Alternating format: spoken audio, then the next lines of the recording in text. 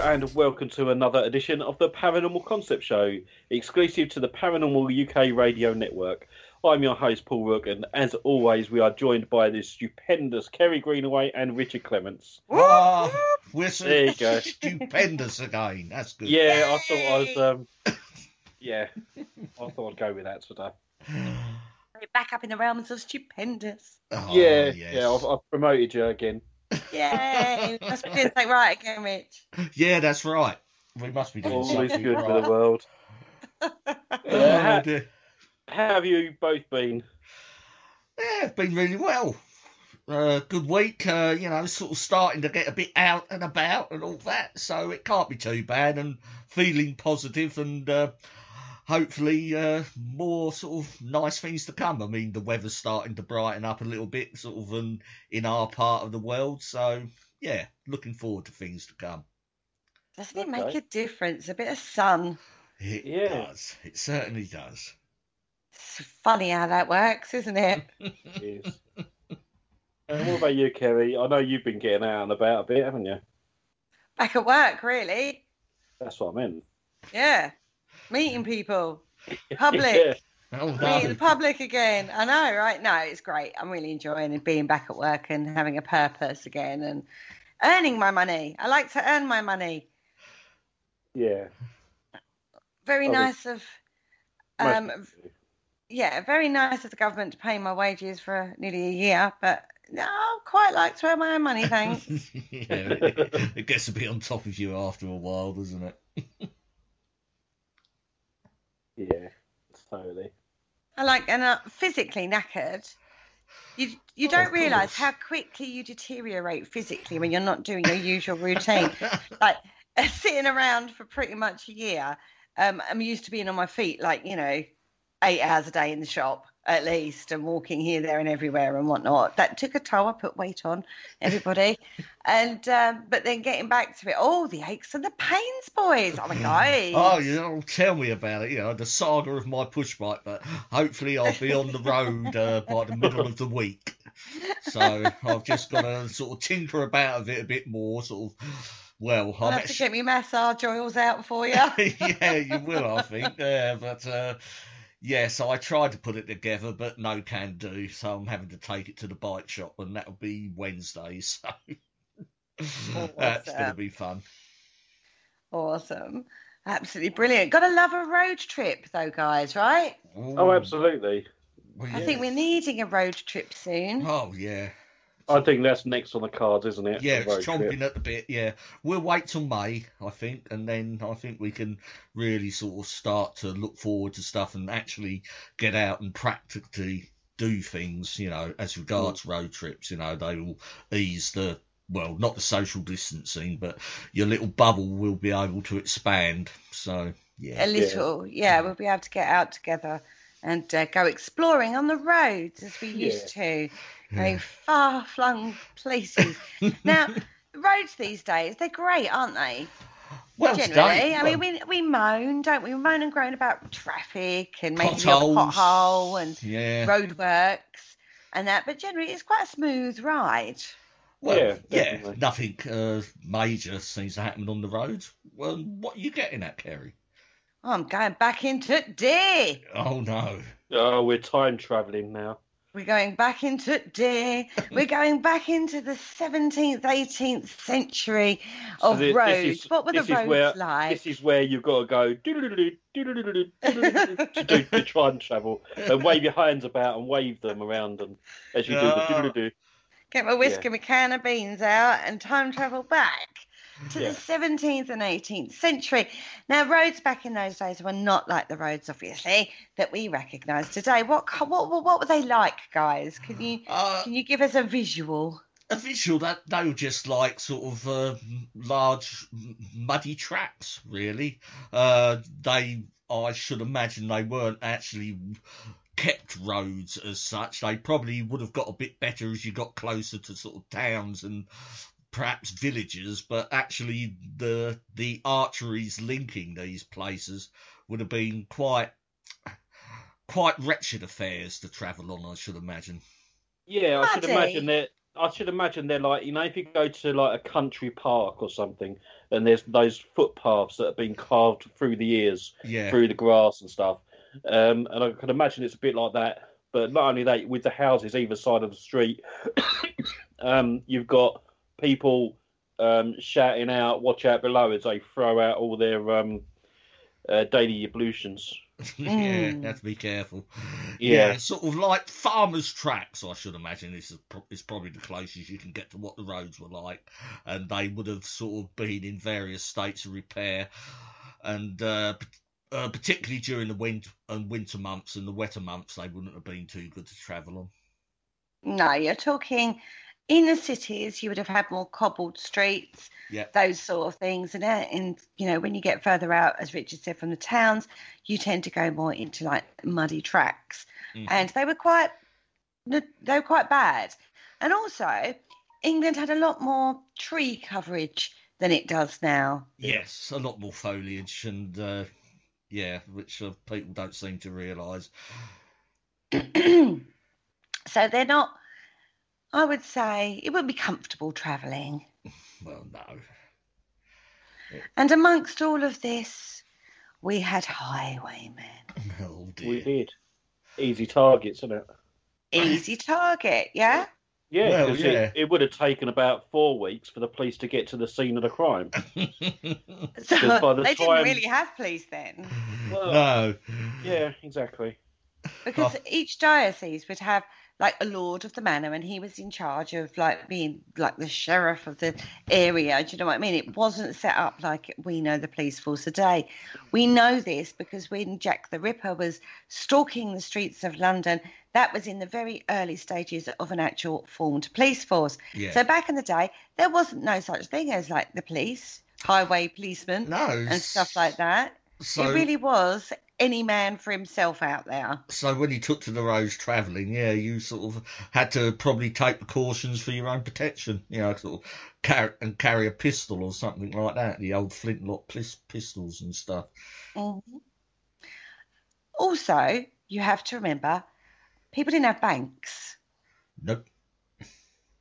So they didn't, you know, they would carry chests with their worldly goods in them or a pouch on their side, or it was in forms of jewellery. Mm-hmm. They would wear a lot more high-class jewellery, that sort of thing. So if you're travelling by coach, then that is sort of easy pickings, right? Well, Yep. you should think so, wouldn't you?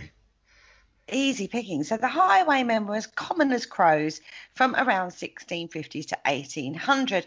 Now, it's one of those, isn't it? When I say to you highwaymen, I think nowadays we have a very romanticised view. Well, we do. We have like the traditional tricorn hat, don't we? We do. And he probably wears a cloak of some sort, and he has a handkerchief around his neck, which he can quickly pull up over his nose, so you only see his eyes beneath a tricorn hat. And he's a gentleman. Of course. You know. Stand and deliver your money or your life. Yeah, Well, we were I don't know talking about you, but in my head, I've got adamant. Well, yeah. Yeah, we're talking about the dandy one, so isn't that sort of a bit, what's the word? LBGQT now. Oh, I don't know, probably, yeah. No, but there is a tradition that highwaymen, you know, I think, well, as Kerry, as I'm sure Kerry will go on, the romanticised vision of the highwaymen is not quite what they actually were. No, Very so we quite wanted. cool. Well, when we spoke to Mackenzie Crompton a couple of weeks ago, in Shadows of York, Ghost Walk Lady, we were talking about Dick Turpin. Well, this is what set this off, right, everybody? This is where this came from, because we was like, oh, Dick Turpin. Now, we've done ghost hunts in Epping Forest, right, about Dick Turpin. We'll come on to that in a bit, but let's talk. It set off a rabbit hole, as it does with us. We going any direction. Faith Healing last week, Dick Turpin this week, kind of thing. Now, I wondered where the attitude came from. So in 1737, Abe Leblanc wrote of Englishmen attitudes towards highwaymen, and he said, tales of their cunning and generosity were in the mouths of everybody, and a noted thief was a kind hero. Almost like a Robin Hood figure, right? Right. Yeah, that's how it sounds, doesn't it? It does, like give, take from the rich, give to the poor kind of scenario.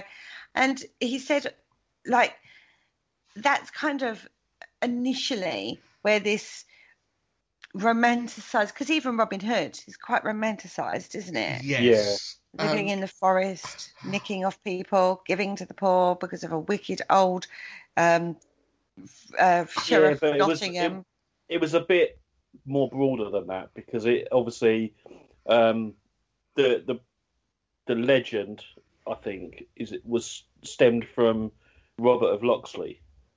Yeah. Yes. And he was sent out to the Crusades, and when he came back, he found out that this evil prince had basically taken over land and treating everyone really cruelly, taxing them till they had nothing left. And he sort of thought, well, okay, well, I'm not having this. I didn't go out there fighting for this. Yeah. So he come back and he was like, right, I'm going to start nicking from you so I can give back to the community and help them live. Because they were on their knees because of the taxes from... Yeah. And then obviously this whole Maid Marian thing got mixed into it, and, so I think that's what sort of sparked it off. But this is kind of the same kind of attitude that people were having towards highwaymen at the time. Now, Thomas de Quincey wrote that being a highwayman required a bountiful endowment of qualifications, strength, health, agility, and excellent horsemanship, and that the very noblest species of man, considered as an animal, were the mounted robbers who cultivated their profession on the great roads.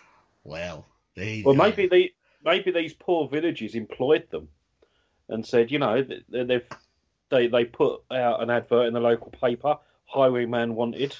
They had a panel of villagers interviewing them. Yes. And obviously health, strength, agility, and the horsemanship would have to be demonstrated. And they go, "You're hired." This is the original Apprentice. I think these early authors are trying to make sort of good of what was quite a sort of bad situation. And if you were held up by a highwayman, it was pretty grim. So I think they were just trying to sort of put a lighter twist on highwaymen, just to keep people from travelling, because you needed commerce to sort of still flow. So I think you wouldn't portray the highwayman in too bad a light, otherwise nobody would have travelled. No, you'd think, wouldn't you?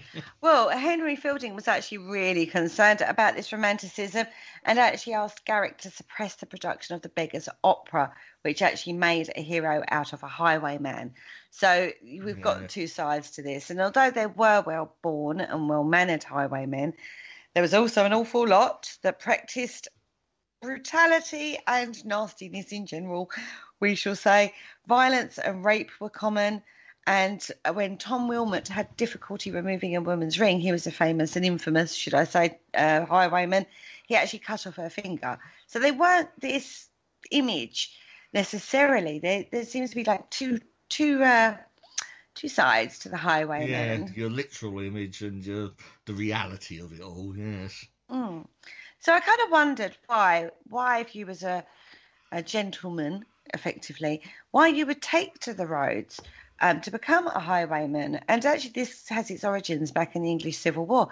I actually think we're in one of the most culturally, socially settled periods of history.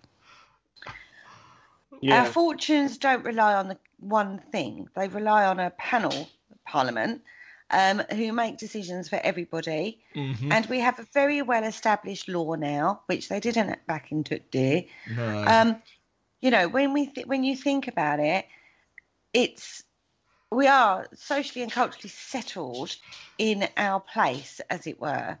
It has to be something incredibly drastic to affect our general day-to-day lifestyle. Well, yeah, I mean, it's sort of like we've sort of reached the end. I mean, they've ironed out all the glitches of history and all the loopholes and stuff. So, as you say, Kerry, we do live. People might argue the case, but at the end of the day, we are quite fortunate in the sort of like the society we live in. And if you go back in time, when your fortunes, if you was a lord of a manor or something like that, your fortunes could change on the spin of a coin. And one minute you could be rich, and the next minute you could be thrust out onto the streets because you supported the wrong party. Well, yes. Quite frankly. Do you know what I mean? There was a lot of civil unrest. We had a lot of wars on the land of people competing for throne or parliament against king. You know, we had a lot of...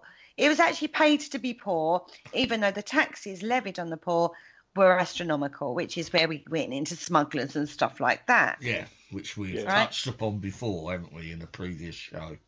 Exactly. So when you start looking at past history, you have to take the political landscape into effect and overlay the political landscape of what was happening at that time on history. Yeah. You can't look at it through our tinted eyes of today's social and cultural influences. You have to go back. You have to put yourself in the whole circumstance, not just the one bit of history that you're looking at.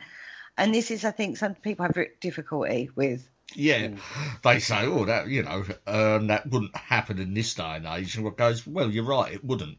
But it did back then. It was quite common. And as you were saying, you know, sort of, and the rise of the Highwaymen sort of principally came sort of as a result of the English Civil Wars. And as you pointed out, Kerry, you know, Parliament won that war. And of course, they got all the riches, you know, all the royalist sort of noblemen and landowners were all stripped of their titles, and they had nothing and nothing. So that's when a few of them would actually take to the road, and this was sort of like the early stages of highway robbery.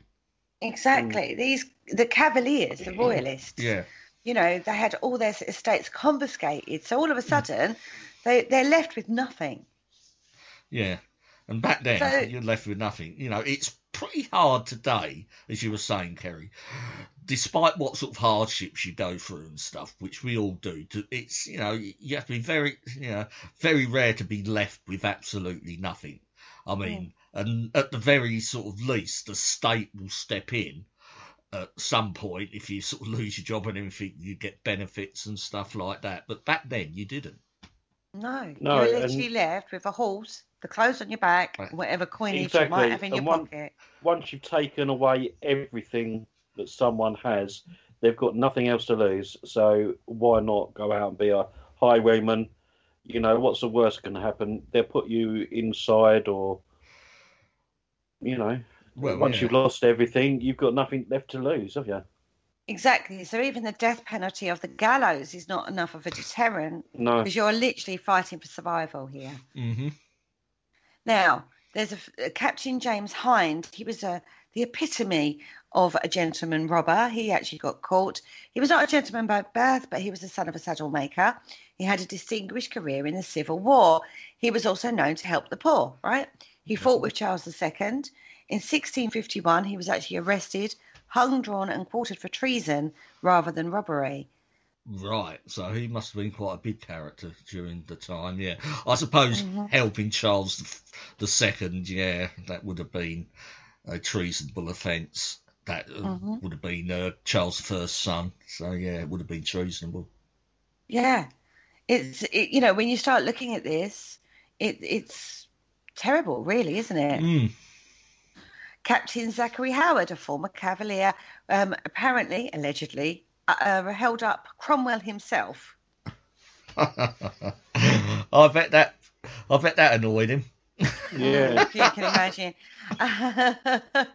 Upon learning that Lord General Thomas Fairfax was actually sending supplies to his home, Howard attacked General Fairfax's house, raped Lady Fairfax and her daughter whilst Fairfax was away. So there was a lot of resentment and revenge and, you know, against these people. It's, you know, you can't underestimate the effect that this has on people and their psyche. They've fought for a side, they've lost everything.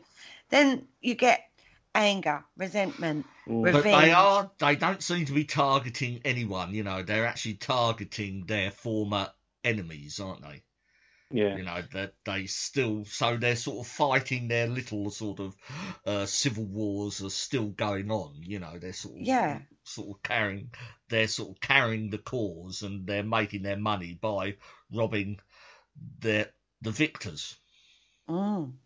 Exactly. Certain things. I mean, you've got the two sides. Again, you've got different characters that take things in different ways. I mean, Captain Zachary Howard was one that was bent on revenge and retribution for whose loss of things, whereas the other one, Captain Philip Stafford, wore fine clothes, had a final drink at the tavern, promised to pay for it on his way back, and that was on the way to the gallows. Do you know what I mean? All these cavaliers are acting in different ways. But I was also wondering about the roads itself. Like, were there any specific roads that were notorious for highwaymen? Well, imagine you had the roads that were radiating out of London, wouldn't you? Would have been quite rich pickings on those. Yeah, you had the Great Western Road. I think all like the longer roads as well. Yeah. Because if you hit them further away from London, it takes time for anyone to get there. Well, if you look at the 4 main roads to London were infamous. Okay, so you had the Great Western Road. Hounslow Heath was notorious for it. The Great North Road, that includes Dick Turpin on that particular one. The Dover Road, and there were certain spots on these roads that were always a bit dodge. Gad's Hill, Shooter's Hill. I actually know where Shooter's Hill is. Yeah. But what you got to remember, London was a lot smaller, and these places would have been like Shooter's Hill and Gad's Hill and where else? Yeah, I mean, these are all places I recognise, but they're all sort of what I would call in London proper today. But back then, they would have been the little villages and shires that surrounded the capital. On the Oxford Road, Wimbledon Common, Blackheath, Barnes Common, Bagshot Heath, all frequented by highwaymen and robbers. Well, they had good area for that one. Rich pickings there, guys. Salisbury Plain was also noted for its highwaymen. And that's a fair way outside of London. It is, isn't it? Today, yeah. Sort of Salisbury Plain would be sort of where Stonehenge is and round that sort of way. That's it. It makes it easy for them to escape because they can just go into one of the arches and teleport to somewhere else. Now, in 1658, the established public stagecoach came into force, which is basically the early stage of the postal system. Yeah. That was an established public stagecoach, and that gave the highwaymen were like, hey, we've got more people, but more parcels in one place. Yeah. And although security and transportation had improved somewhat, 1734 the coaches actually began to carry the mail, and although they had greater speed and an increased escort, that was still no guarantee of safety. So you've got this period in time again where you've got, rather than individuals travelling, you've now got stagecoaches full of people. You've now got stagecoaches that have mail parcels. Rich pickings there, guys, right? Yeah, of course. Absolutely. Yeah. And although the coaches have become better and faster, and they would have a security, you get employed basically to ride in front and behind and to the side and God knows what else, and it's no guarantee. We've got gangs against gangs basically on the roads. And this is another thing. I mean, sort of, we often think of the highwayman as a solitary figure, but very rare they were. I mean, they would usually operate in gangs. Yeah. Very much so. Now, it began to come to an end, the demise of highwaymen kind of came to an end really when with the horse patrol around London in 1805 was established. And then it was further boosted by the Metropolitan Police being founded in 1829. So when you look at this, it became a paid public service of police, effectively around that time. Wasn't the Met established by Queen Victoria and Robert Peel, who was Prime Minister at that time? Yes, I think it was. Yeah, I think you're right. Yeah, and that's why they used to call the police peelers. Yeah. Yeah. Okay. That was in London, but when you had like, you know, the going on the roads going out and stuff like this, you actually have paid police force now, and so they targeted these things, they targeted these gangs, and so the heyday was over for the gangs, the ruthless gangs that lived and robbed the roads. Now the last major gang was the Hanham and Cock Road gang. Goodness me. That's a group of 5 men who actually robbed and brutalised residents around the Brislington and Kensham area. And they were apprehended by a police sergeant in 1850. I bet he weren't alone. I bet he wasn't. No, I reckon he must have got mob-handed to pick those guys up. Yeah. They certainly don't sound the most pleasing of people to meet. I think you actually have to also understand that people's brutality was a lot more to the forefront. Nowadays, again, we're culturally and socially unacceptable to be violent and brutal to other people, you know. Well, yeah. Hashtag be kind, everybody. But back in the days, when you're living like this, it was a very violent era. Yeah. I mean, if you were confronted and the only way out of it was to fight your way out of it, I should imagine. Yeah, and like you said, what kind of guns? Guns did they have? Guns and gangs. Guns and gangs. Oh, here we go. Yeah. Here we go, everybody. We'll add it to the list of like. Right. I'll just make a quick note of that one. Yeah. Put it under skeletons. Yeah, skeletons and guns. Hospitals. Yeah. Just stick to pistols and blunderbusses, my dear. You should be able to get those right. So then, you know, guns are in their very early stages and quite common. Yeah, yes, with the flintlocks. People would have been armed a lot more, so carrying sort of concealed weapons and stuff, because it wasn't illegal to carry a weapon back then. No, folks, this was a time when it was not illegal to carry a gun in the UK. Yeah. Can you imagine Kerry getting like mugged by highwaymen?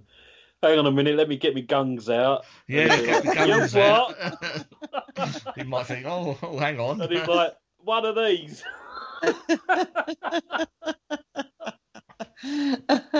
I don't know if I would have coped with that, to be fair. I said, have it all. Do you want to rape me? Oh, dear. I'm joking, everybody. I'm joking. Right. Okay, let's Carry talk on. about Epping Forest. Yes, Epping Forest. Oh, just down yes. there we are. Yeah, just down the road. Yeah. Oh, choked on me water. Excuse me. Epping Forest is a place that we go to quite a lot. It's on our doorstep, effectively. Great location. Loads of different areas in Epping Forest to go and visit and paranormal investigate in the dark of night. Love a bit of dark of night in Epping Forest. And it was obviously one of the hiding places for our local highwayman, Mr. Dick Turpin. Oh, good old Richard Turpin. Gotta love a bit of Rick. Yeah, we're going to call him Rick, not Dick. Apparently Mary loves him. Apparently Mary does love him, but we're not going to go down that road. Oh, me water still sitting on my chest, bless it. Now, apparently he had a cave in the High Beach area as a hideout. Now, Richard and I spent an evening while Paul was busy, and we had a look into this, didn't we? We did, yes, and there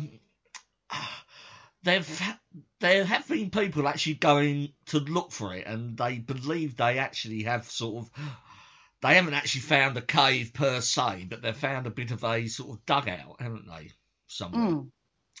Yeah, they couldn't find an actual, like, what we would imagine a cave. No. I think everyone goes, oh, it's like a proper cave. It's not. There isn't a proper cave. Well, you don't get caves in this part of the world anyway, no. where we are. I mean, it's probably, or it just could be another sort of romanticised story. I mean, Robin Hood had his oak, didn't he? Perhaps Dick Turpin had his cave. You don't know, but yeah. And they said that there was a famous pub that he would frequent. A pub, and next to that there was supposed to have been like a shed kind of thing that he'd stable his horse at and go and sort of spunk down in.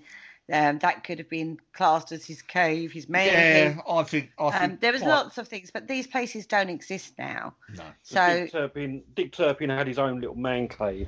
So like he had his PS3 up there and yeah, swivel chair, yeah, he was holed up in his little cave. No. They can't find it. They found a dugout that's now no longer existing, and that's been flattened and it's been built on. So, unfortunately, no cave, everybody. Unfortunately. Right. However, the area was still a really great place as a hideout where you could ambush unsuspecting travellers. Now, he's quite a romanticised figure these days. We've had plenty of films about our Dick. And I'm not going to be able to get through this without my mind hitting the gutter. I'm telling you now. That's right. He's got this very romanticised view. TV series. Who remembers the old Dick Turpin TV series? Richard O'Sullivan, who I think you had a bit of a crush on at the time, didn't you, Kerry? I did. Yeah, Richard O'Sullivan, big crush at the time. Oh, I don't remember that. Yeah, and he's often appeared in sort of films and stuff, hasn't he? So yeah, TV well before my time. I know, well before your time. I can't believe you don't know that series. It's brilliant. Anyway, in real life, he was actually covered in pox scars, even. He was he tortured people, horrible, and he would if he just to get his own way, he did it if he felt like it. Yeah. He was a generally horribly nasty person. It was a nasty piece of work to come across. Yeah. He was evil. Evil, I say. In 1737, an actual bounty was put on Richard, so he lived in the forest for a while before fleeing to York to evade capture. Now, this famous ride we're going to go a bit more in depth into his life, but the famous ride on Black Bess, did he even have a horse called Black Bess, Richard? No, by all accounts. More on that later, everybody. Yes, we will go into that more depth in a minute. Did he actually do the famous ride from London to York on a horse called Black Bess that he didn't own? Well, obviously not. Now, you ruined it for everyone listening now. I know, I am sorry, everybody, but that is not what happened. It's not what happened at all. Not what happened at all. He was eventually caught in 1739, found guilty of stealing 3 horses. Funny enough, one of those 3 horses was black, and he was sentenced to death and hung by a former member of his old gang, who was actually offered a full pardon for doing it. So you kill Dick, you get a pardon. Yeah, we'll let you off, yeah. But where did all this start for Richard Turpin? Well, wasn't he a son of a butcher? Well, he was born in 1706 in Essex, and he was the son of John Turpin, who was a small farmer and a sometime keeper of the Crown Inn.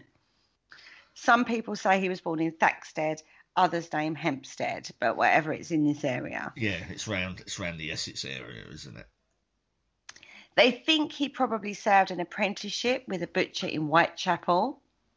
Mm-hmm. Now, Whitechapel in those days was actually a village on the fringes of the capital. Yeah. But during this apprenticeship, he conducted himself in a loose and disorderly manner. Oh, so he liked a bit of good time then, back then. Yes, he did. His apprenticeship was over, so he opened a butcher's shop and he began to steal sheep, lambs and cattle to put the meat into his shop. So he poached. Well, we have a bit of a poacher then. He was actually caught in the act of stealing 2 oxen, and he fled into the depths of the Essex countryside to save himself. Oh, so that is sort of, yeah, you can see a bit of a pattern starting to grow now, can't you? So he's got the taste of the life of crime, and now he's actually on the run. So the authorities, so the authorities actually are after him. So yeah, it's not a huge leap, is it, for him just to continue his life of crime? Exactly. He resurfaced whilst trying his hand at smuggling and didn't prove very good at that either. Before long, customs agents compelled Turpin and his gang to lay low. Now, most people think of Dick Turpin as a lone highwayman, but for the majority of his actual criminal career, shall we say, he was actually a member of the Essex gang, also known as the Gregory Gang. Now, members of Turpin's gang are known to have included Thomas Barnfield, Mary Brazier, John Fielder, Jasper Gregory, Jeremy Gregory, Samuel Gregory, the Gregory brothers, Herbert Hind, John Jones, James Parkinson, Joseph Rose, Thomas Rowden, Ned Rust, William Saunders, Richard Turpin, and Humphrey Walker and John Wheeler. So they're the members of the gang. There may have been others, but they're the ones they know. Yeah, Christ, what a gang. It's quite a big gang. That's like a mini village on the road, isn't it? Yeah, you'll definitely see them coming, wouldn't you? Yeah. Now, they used to target, this gang of people, used to target even isolated farmhouses. So they would go around and do that side of things more than highwaymanship. Yeah, so they would break and entering, isn't it? Sort of house robbers, weren't they? Yeah, they terrorised and tortured. They did torturing people into giving up their valuables. Now, in Loughton, in Essex, Turpin heard of an old woman who was rumoured to keep at least £700 in her house. Now, that's a lot of money. Yeah, it's a lot. Back into it, dear. That's a lot of money. When the woman gamely resisted all of Turpin's efforts to discover the money's hiding place, he hoisted her into an open fire until she gave up her treasure. So he thrust this old woman into a fire. Yeah, it's quite a famous incident, and there is a woodcut of that. I mean, I'm sure if anyone wants to go online and have a look at that, there is a famous sort of picture of it, I think, that was circulated at the time. Mm-hmm. Maybe you thought it'd get ahead of Hansel and Gretel. I wonder how it would have been if they'd actually crossed the two mythologies over together. That's right. Well, there's an experiment right in itself. There's a film ready to be made. So although they weren't actually doing that, they were just doing farmhouses, and that was their speciality. Yeah. But towards the end of his career, that's when he actually got involved in highway robbery. Right, I think, the noose must have been tightening around the Gregory gang. Mm. Now, they managed to rob their way around the home counties, so they moved around. I mean, you're not talking they've got a house they live in. They're living off the land. They're going from house to house, from county to county, doing this. And, torture, as I said, was very, very prevalent in these encounters. In 1735, the London Evening Post regularly reported the exploits of Turpin and the Essex gang, and the King himself offered a reward of £50 for their capture. All right. Now, eventually, local constables, constabulary I went with in my brain, and then tried to say something different, captured two of the gang, and Turpin himself narrowly missed capture by bursting out of a window. He headed back to East Anglian countryside and lived rough for a while, and then began working with Captain Tom King, who was actually one of the best-known highwaymen of the day. Yes, I've heard of Tom King alongside Turpin. I wasn't too sure the connection, but I've heard of Tom King, the highwayman. Mm-hmm. So this is where we've got Dick Turpin coming from, like, poaching into living rough in a gang, robbing cottages and lonely houses and stuff like that. They've got a really bad reputation. They don't care basically who they hurt, what they do, as long as they get their money. And now he's lost his gang because things are going bad there. You know, the noose is tightening, as Richard so eloquently puts it. And he goes and teams up with Tom King. Yeah. Right, now Tom King himself has this swashbuckling, devil-may-care kind of character. So he's got a different kind of reputation to Turpin. Yeah. This is where it becomes blurred. Yeah, it makes you wonder whether a lot of Tom King's attributes were actually sort of overlaid onto Turpin. Exactly. Mm. And that's what I think's happened. They blurred the two characters together. Now, this is where the cave thing comes in too. Yeah. Because the cave in Epping Forest is a dugout, or was a dugout, which they could watch the road without being seen. Right? Yeah. So that's where that comes from. And even like they didn't care, actually. They would even go for the local peddler. Oh, so they'll rob anyone. They're robbing everything and anything, basically. Because even the peddlers started to carry weapons for protection. Yeah. So even so, it's a sort of like a couple of guys you wouldn't want to meet on the road. Exactly. Now, in 1737, Turpin had achieved such notoriety, another bounty was actually placed on his head of £100.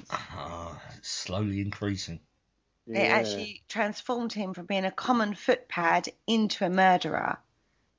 Right. So they obviously did murder whilst he was with Tom King then.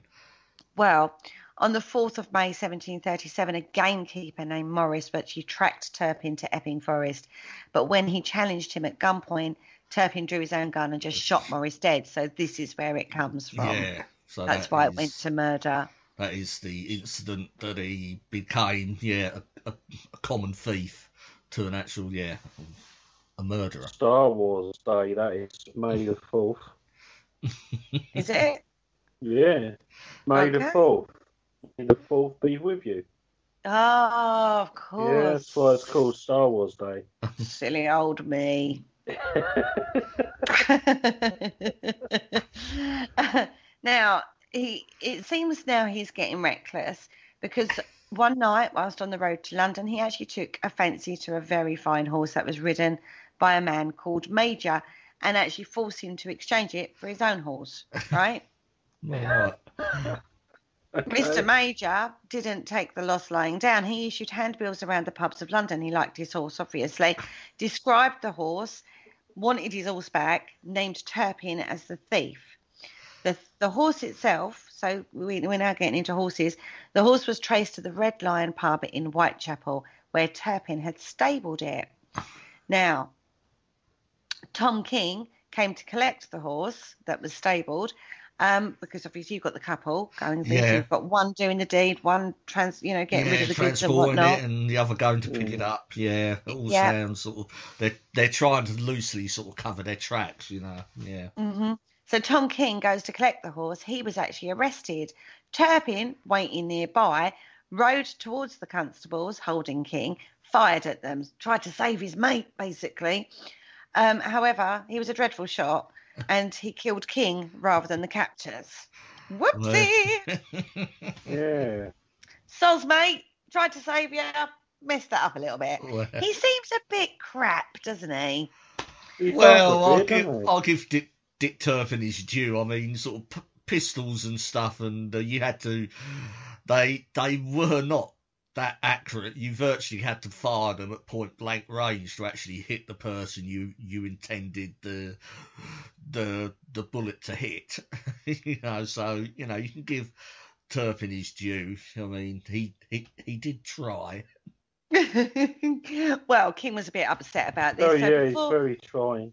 Yeah. Before he died, he actually gave the constables sufficient information which forced Turpin to again live rough in Epping Forest.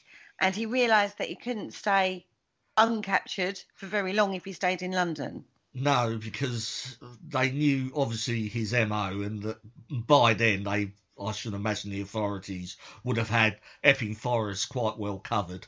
It probably would have been a bit hazardous for him to actually stay there. So he went off to Yorkshire. As you do. As you do. Just poodled off to Yorkshire. He settled under the name of John Palmer, his alias of John Palmer. Where does the name John Palmer come from? His mother's maiden name was Palmer, and John was just, well, you call yourself John, don't you? It's a bit like calling yourself John Smith, isn't it? Yeah. I know 2 of them, funnily enough, John Smiths. Oh, right. Now, to finance his lifestyle, he frequented excursions into Lincolnshire for more horse and cattle rustling, went back to his roots, basically. Occasionally highway robbery, but nothing major, not like he had been down in the London area. But he was mainly looking at horses and cattle at this point. Now, bless him. One day he returned from an unsuccessful hunt. He shot the landlord's rooster. When the landlord complained, he threatened to kill the landlord as well. All right, you can just imagine the landlord sort of running out of his house going, "You've shot my rooster." And Turpin goes, pretty annoyed. Typical Essex person, isn't it, really? Yeah. You can imagine he was like fed up. He'd not been successful on his evening excursions. He's got this poxy rooster going off in the mornings, and then the landlord having a complain was the end of the straw for him. You can imagine it, can't you? You shot my cock. Like, Dick I shot will. my cock. Yeah. Good old Dick. Oh, bless his conscience. Yeah. He was actually taken into custody while the local authorities made inquiries as to how exactly Mr. Palmer made his money, and then inevitably learned several outstanding complaints Outstanding complaints made against John Palmer for sheep and horse stealing in Lincolnshire. So they're all starting to talk to each other now, these constabularies. Yes, so they're obviously, because I think, it was clever of him to actually go over the county lines, because I think sort of back then there was a sort of lack of communication between sort of counties and sort of parishes and shires. But now you can sort of trace there's a network building up and communications becoming key here, and it's certainly the communication that seems to have done for poor Mr. Turpin. It certainly is. He was actually put into the dungeons of York Castle while he was being investigated, basically. And he would have been all right, actually, if he hadn't have written a letter to his brother requesting him to procure an evidence from London that could give me a character that would go a great way towards my being acquitted. Mm-hmm. Unfortunately, Turpin's brother was mean and tight, and refused to pay the 6p postage, so returned the letter to the post office. Ah. Right? Yeah. Now, this is where coincidence and karma step in, I feel. Yeah, it's a bit unfortunate, wasn't he, when the letter was returned to the post office? Because his former schoolmaster, another Mr. Smith, saw it, recognised the handwriting. Yeah. He took the letter to the local magistrates and, with his permission, opened it. It was signed John Palmer, but Smith identified the writer as Dick Turpin, and Smith was subsequently dispatched to York to make a positive identification, which he did. You can imagine when he walked into the prison cell going, "Hello, remember me?" You think, and Dick Turpin was probably, "Oh, God. Oh, no. I'm done for." He was convicted on 2 indictments. He was sentenced to death. Pleas from his father to have the sentence commuted to transportation fell on deaf ears. Yeah, no, they were determined to put an end to him, weren't they? And I think quite rightly so, to be quite honest, even though the original indictment was just, theft of a couple of cows or so. I mean, they would have taken his other stuff, his reputation, into account. Oh, exactly.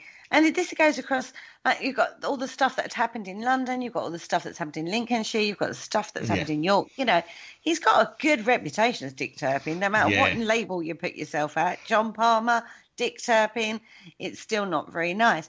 Now, the laugh of this is, right, whilst he was in his cell, he actually had visitors, lots of them. Yes. He was able to buy new clothes and shoes. He hired 5 mourners for 10 shillings each. Yeah, that's right. And I think even his jailer sort of earned about £100 during the time that he was captive as well, sort of getting people to come in and have a look at Mr. Turpin. I mean, he was quite a celebrity. He was a celebrity. I want to know how Dick Turpin's brother can sleep at night, knowing that because of that sixpence, he sentenced his brother to death. I don't think he cared. He probably didn't care. That's bang out of order. Well, I bet that That's caused his a family brother. rift with his father. That's his brother. Mm. Blood thicker and water and all that. Not in these days, it wasn't. Not in this day and age. He ain't heavy. He's my brother. Did not come into play. Well, I'm Karma Comfrey's brother as well. I don't know. I didn't look into his brother, to be fair. No. Yeah. On the 7th of April 1739, Dick Turpin rode through the streets of York in an open cart, bowing to gawking crowds. At York Racecourse, he climbed the ladder to the gibbet and then sat for half an hour chatting to the guards and the executioner. An account in the Uke Courant of Turpin's execution notes his brashness even at the end. And I'm going to quote, "With undaunted courage looked about him, and after speaking a few words to the topsman, he threw himself off the ladder and expired in about 5 minutes." Yeah, there you go. End of Dick Turpin. Now, we know from Mackenzie what happened after his death. He got buried and then got dug up. Yes, sounds like he was dug up by the grave robbers, doesn't it? Mm-hmm. Given to the physician. They found his body, reburied him, but the grave you see is just a memorial rather than an actual grave site. But he is in that churchyard. He's just not known where exactly. Mm-hmm. So, well, good old Dick Turpin. Yeah, so's the life of Dick Turpin. Yeah. So why do we have this very romanticised vision, of him? Why do we have this? Yeah, for most people, Dick Turpin would, sort of name a highwayman. It's Dick Turpin, isn't it? Yeah. And there would have been, I don't know, sort of, after his demise, his sort of story would have taken, it's a story that any sort of novelist or sort of playwright or even your journalist hack would grab on and sort of. And once he had been executed, that's when you can start to embellish it. Exactly. Now, his reputation was basically established in 1739 with the book Life of Richard Turpin, and sealed with a novel called Rookwood in 1834 by Harrison Ainsworth. It was dauntless Dick Turpin with his horse Black Bess as the secondary character. That's where Black Bess comes in. Ainsworth's description of an epic ride from Westminster to York caught the popular imagination and basically turned Dick Turpin from this notorious, rough, violent character into the romanticised vision that we have today. Yeah. I like what it says. It wasn't your average pot boiler. It turned it into a runaway bestseller. Exactly. Over the next 50 years, replays of Turpin's story reappeared in many magazines, cheap novels, ballads, and as we always know from our Penny Dreadfuls show that we did, he appeared in those too. So this metamorphosis of Dick Turpin, who is a housebreaker, torturer, murderer, horse stealer, highwayman, basically nasty piece of work, turned him into highwayman and knight of the road, and this romanticised vision that we have now. And I just think this is just, bless him, he was infamous in life and famous in death. Oh, yeah, and even to this very day, people still sort of raise an eyebrow whenever Dick Turpin is mentioned. He'll be recognised, He certainly will. Under what guise he is portrayed, like we sort of talked about, he's sort of like the true Richard Turpin, and you've got the fictitious as well. You've got two Turpins. You've got two Turpins for the indeed. price of one, yeah. Yeah. Two for the price of one. Yeah. I wonder what he would make now of the story that is told about him. Oh, I don't know. I mean, he sound, yeah, he'd probably turn in his grave. have a wry smile, I think. Oh, good, they're still talking about me. Exactly. Now, on that note, we're actually going to take a quick break. And when we come back after the break, we're going to have a look at a couple of other, should we say, infamous characters from the Highwaymen days. And if you're wondering, how does this relate to the paranormal, then you're going to have to stay tuned to find out that too. So just take a listen to this.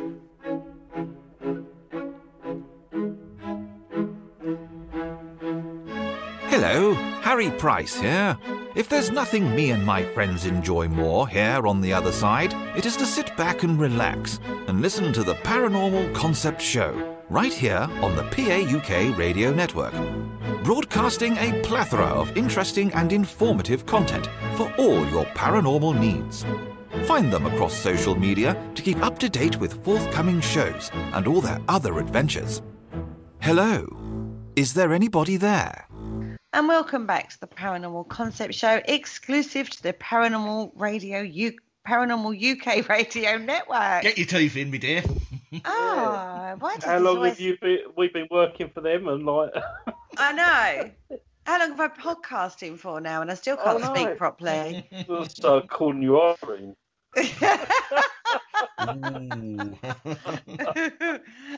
Bless her. So we talked about Dick Turpin. We bust-mythed a few of the old myths that surround our Dick Turpin. So should we have a look at another one? Yeah, that's because I don't really know too much about any other Highwaymen. You and me both, Paul. Yeah. Yeah. Only sort of Dick Turpin and Tom King were the only two that would spring to mind for me. So do you reckon then me and you should just head off to, do whatever and then carry on with this bit? Go on, Kerry. So who have we got next? We're going to talk about John Rann. Right. Now, that's not a name that springs to mind, is it? No. I don't know who he is. He was also known as 16-String Jack, and he was actually one of the very first criminal celebrities. Oh, right. He was very good at marketing himself, I think is the expression, because he knew very much how to garner the public's interest in his life and his crimes. Oh, right. Yeah, I wouldn't say he was very good at it because I've never heard of him. Well, at the time, he was well known. However, what he wanted to put out there and what actually was put out there was a little bit difficult. And it's very difficult. This one's a very difficult character to actually work out the truth from fiction. Right. Okay, so you've got like very contrasting perspectives on this one, which is what I find very fascinating about this period and this particular character. So we don't know where he was born. Again, we've got contrasting accounts of his early life. Now, these appeared in pamphlets that were published after his death. So in the first one, which is a general account of the life of John Rann, alias 16-String Jack, it says he was born in a village somewhere outside Bath, somewhere down that end of the country. Yeah, West Country way. Mm-hmm. Poor but honest and industrious parents, peddling goods in and around Bath. When he was 12, he was taken into the care of a lady of distinction who happened to be in Bath for the benefit of the waters, very famous waters in Bath. I fell into the bath there, the Roman bath there. Anyway, different scenario. Anyway, while he was in this care, his mistress became fond of his mistress's servant. So he then moved to London rather rapidly. He was employed first as a stable hand at Brookes Mews, where he was described as honest and industrious, and then became a coachman to several different noblemen. But some of the men he served were less than honest. In fact, this was later used to explain his descent into criminality. In about 1770, Rann became coachman to a wealthy merchant who lived near Portman Square. He became this man's favourite, was given money, allowed to dress far higher than his rank allowed. And although it was, the dress, this is where, his reputation comes from because of his extravagant dress. Mm-hmm. He wore silk stockings, silk breeches, And the breeches had 8 silver-tipped strings on each leg below the knee. Oh, right. Hence 16 strings. Exactly. Right. Okay. And then basically the pamphlet finishes saying that Rann had gained many female admirers, named one specifically of Catherine Smith. Right. Right, so this sounds like, that sounds quite an easy transition, shall we say, through life. However, account number 2 provides a very different account. It describes he was born in Hanover Square in London. His parents were criticised for not having educated John to any degree. Rann was apprenticed as a coachman at the age of 14 to a Mr. Dimmock of Grosvenor Square, described as honest and held in the most grateful acknowledgement and regard by his master. This pamphlet emphasises that Rann was only a common hackney coachman and specifically says that some other pamphlets are mistaken in thinking he ever served a nobleman, like the previous pamphlet we've just talked about. Well, yeah. Now, this particular pamphlet notes that Rann's womanising contributed to his growing criminality. The women identified as his lover is named as La Roche. Yeah, a little bit of a French twist there. Oh. Sounds like a James Bond villain, doesn't it? La Roche. La Roche. Yeah. It's very different accounts. One where he grew, like born and grew up in Bath, it's all very, starts in London, goes to Bath, gets taken by a distinguished woman and sort of like becomes a well-to-do kind of character and only goes into criminality through when he comes back to London and is a coachman. Whereas the second account is similar in regards to he becomes a coachman. Yeah, those are the two sort of areas where it is actually similar, and he is sort of thought of as in high regard as well. There seems to be both accounts say he's quite diligent at his work as well. So. And both accounts suggest he's womanizer. Yes. Yeah. He likes the ladies, this one. Raw. Now Turpin did as well. By all accounts. I know, right? Randy little so-and-sos. Now, both pamphlets allege that he started off by picking pockets. Oh, a cut purse, eh? So he met Fagin en route. Obviously, he did. Yeah. They say he was quite successful. Right. And I bet he had loads of pockets by the end of his career. Well, by his clandestine practices, he was enabled to appear in all the dress of a gentleman. He became an extravagant dresser, wearing all manner of colourful garments. Right. Unfortunately, this didn't really work for him because it helped victims identify him. Do you reckon he was the inventor of those like vests with lots of pockets on? Who knows? Pinched the pockets. If he nicks pockets, he's like sewed them on his vest. I don't know. You have a weird mind. Jokes are wasted sometimes. They really are.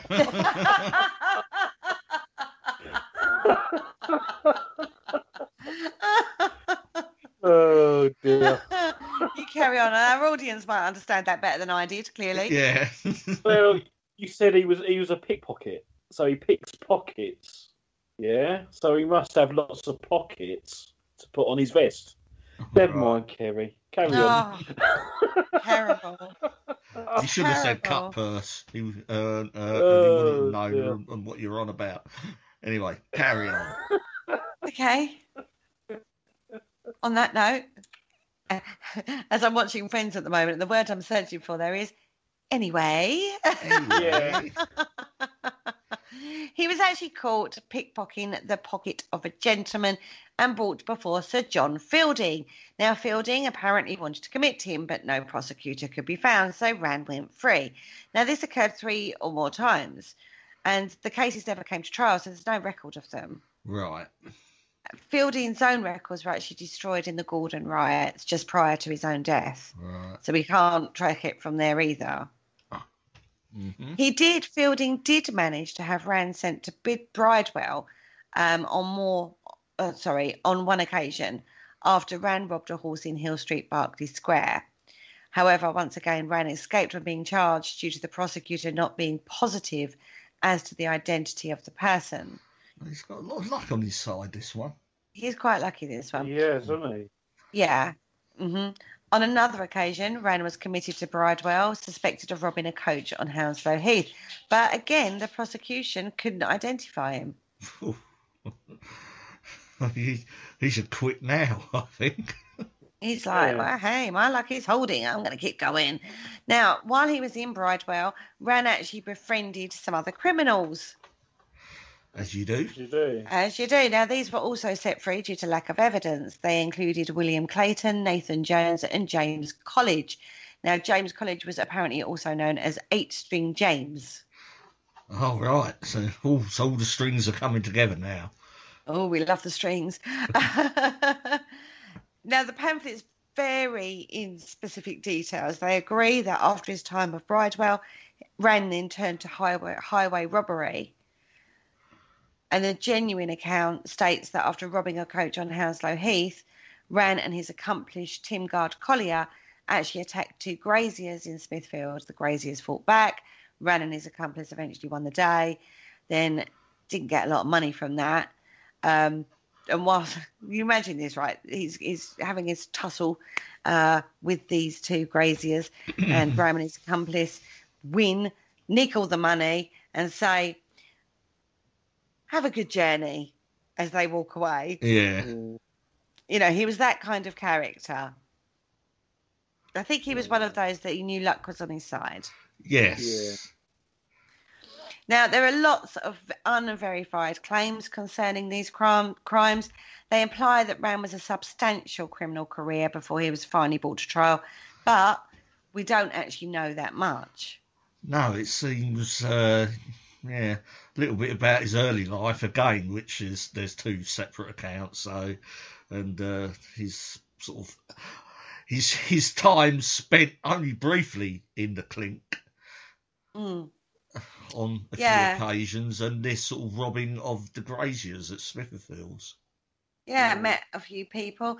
I mean, there is, this is a theme that runs through, but at least they were waiting for the prosecutor before they went ahead with the trial. You know, you do sometimes wonder if they even bothered. They did, obviously.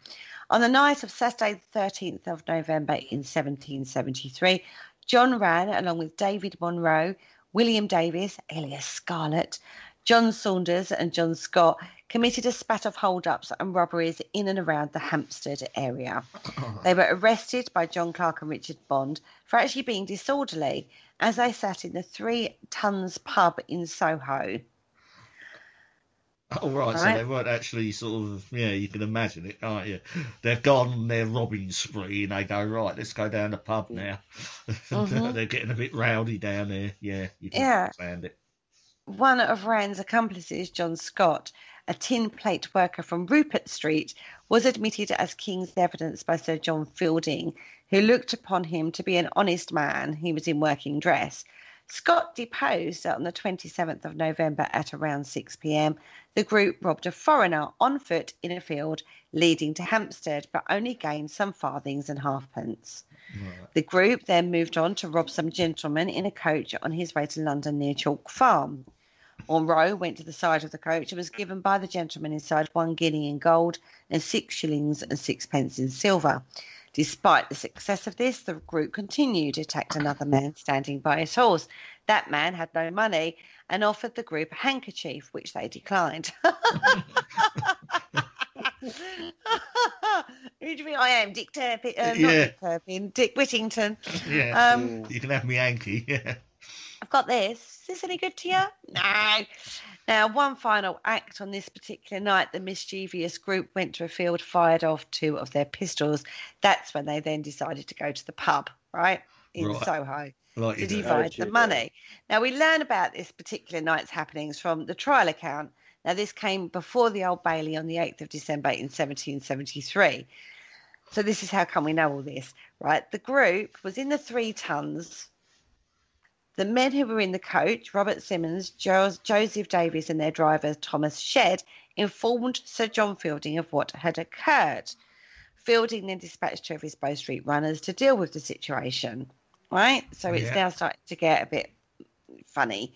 Clark and Bond surveyed the road where the robbery had occurred. They found no one on the road. Like, they're going to stick around, right? Yeah. It's like, a horse has bolted on that one, guys. They're not going to sit there and go, woo, he's just wait now. Yeah. Terrible. Anyway, they then decided to search the disorderly houses. #pubs. Pubs, yeah. Right, they called them disorderly houses. Maybe we should rename them. Yeah. I'm going down the disorderly house. This included the 3 tons where Rann and his group had been since 10 p.m. in a little room behind the bar, because you could hire a room out back in those days as well. Yeah. Clark searched David Monroe, found some shot in his pocket. Bond also found a loaded pistol in the room, which Scott claimed was his during the trial. Right? The group were discharged as disorderly and taken to Fielding. Now, without Scott's evidence, it would have been impossible to link the crimes to this group. Right. Because the only thing they seized was actually a pistol and a sword that was alleged to have been wielded by one of the group. Mm-hmm. Right, so they've sort of like, they've grabbed these guys just on a disorderly charge, not actually anything to do with the crime that they were actually investigating. There's no evidence. So what they essentially done was that they had a boring night one night and thought, I know, we're going to go and nick someone for disorderly. Where can we find them? Oh, I know, let's go to the disorderly house where they all congregate. So they all went down there, nicked a few people that were in there, and they just got lucky. Yeah. More or less, yeah. Yeah, these 3 look like, this lot look like a likely group of lads. Let's grab them. It's exactly it. This is exactly what happened. Yeah. So the evidence that they found, there was nothing to actually link them to the crimes that they were actually investigating at this point. Right? The crime they were tried for was actually the robbery of Robert Simmons, who was a vintner from Hampstead. That was the £1, 3 shillings, 6 guy. Yeah, that was the Guinea guy, wasn't it? Yeah. Now, Simmons claimed the group behaved exceedingly civil and rather begged for the money than actually used any violent means. So we're not talking, except that this seems like lads going out and just trying their hands. Yeah, just chancing their arm a bit, isn't it? Yeah.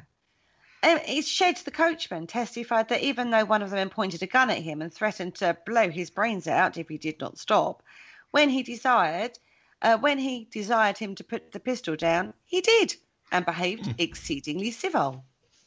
This could be why they have such trouble with people sort of like identifying Rann and his accomplices, because they're civil, they're not extra violent or anything. Yeah. Yeah, they go, it was really nice to me when he robbed me. Yeah. You know, the trial collapsed actually due to difficulties in making positive identification of the culprits. So I do think that's in play. Yeah. Yeah. He was nice to me. We weren't beaten up. We were just asked for it and then gave it and off they went. Yeah. So thank you very much.